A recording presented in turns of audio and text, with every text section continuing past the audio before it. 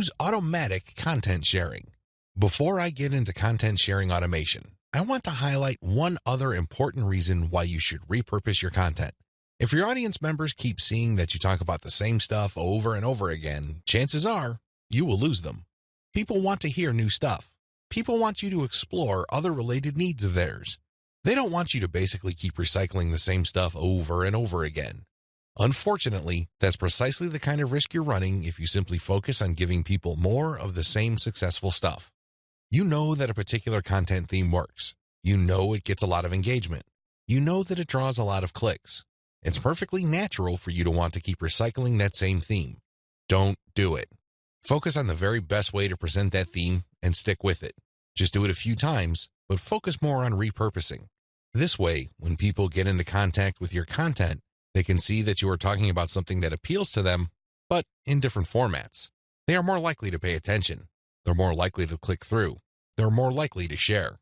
Keep this in mind when it comes to repurposing. Don't think that Video 11 is completely optional. It isn't. You want your social media feeds to consist of highly successful content as much as possible. It really would be a shame to figure out what works, only for you to get lazy and just focus on text content. I'm sorry to say it, but text content can only take you so far, which brings me to content sharing automation.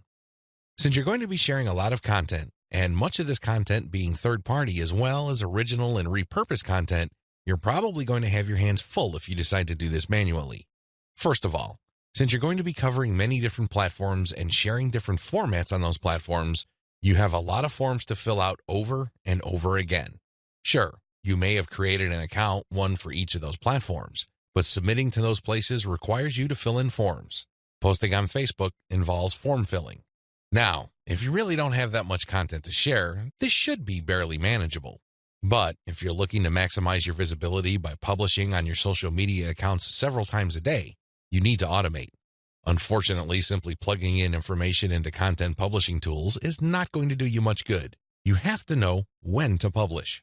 Believe it or not, the vast majority of your target audience members check their Facebook, Twitter, Pinterest, and YouTube accounts within a certain block of time every single day. Post outside of that block of time and you miss the eyeballs of the vast majority of your audience members. Sounds good so far, right? Well, here's the problem. Different audiences have different time preferences. How would you know? This is where experimentation comes in. First, you're going to have to share your content randomly at different times of the day. As much as possible, share content every hour. Set your content automation tools to publish every hour. Let this run for about a week or two. After the experimental period is over, check your stats. Facebook Insights, for example, will tell you when most of your page fans checked out your content. Armed with this information, you should set up your automated software to publish your content in a cluster to fit those optimal times. For example, in the experimental stage, you're publishing one piece of content every hour. That's 24 pieces of content spread out over a full 24 hours. After you checked Facebook Insight, it turned out that 80% of your content views actually take place between 8 a.m. and 5 p.m. You then take those 24 posts and compress them within that 8 a.m. to 5 p.m. window. This is how you publish in clusters. Forget time blocks outside of that time frame. This way, you maximize your chances of the right eyeballs seeing your content. Special notes for Twitter. If you're going to be publishing on Twitter, republish your content many times during the day at the most optimal time frame. Facebook Insight already told you that your content is being viewed within a specific time frame. Chances are your Twitter fans have the same social media viewing habits. Stick to that time frame. Now, here's the secret. Set up your automated content publishing tools to tweet out your best content many times during that time frame, but you also have to rotate different hashtags. This way, you can reach different people looking for hashtags that are related to different subsegments of your niche. Special notes for Facebook. When publishing to your Facebook page, don't hesitate to publish original content that you have published before.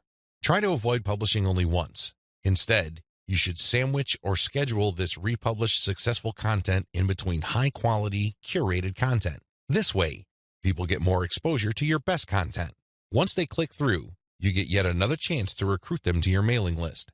Remember, when you share high-quality third-party content, you're not getting the traffic.